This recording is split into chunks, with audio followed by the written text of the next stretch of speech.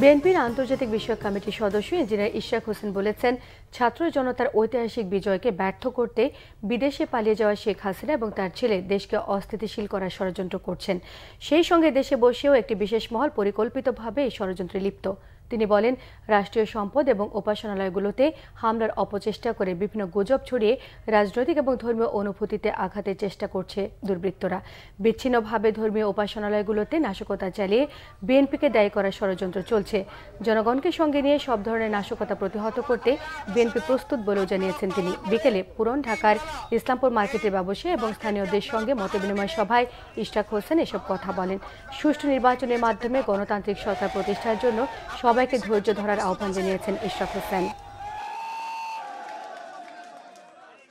হাসিনা পালিয়ে যাওয়ার পর সে বিদেশে থেকে সে এবং তার দুর্নীতিবাজ ব্যাংক ডাকাত ছেলে সজীব ওয়াজেদ জয় বাংলাদেশকে অস্থিতিশীল করার কুচক্রান্ত করছে। ছাত্র জনতার এই অভ্যুত্থানকে ব্যর্থ করার অপচেষ্টায় লিপ্ত হয়েছে এবং এই পরাজিত শক্তি আবারও চেষ্টা করছে কোনোভাবে তারা বিশৃঙ্খলা সৃষ্টি করে তাদের অবস্থান করতে পারে কিনা।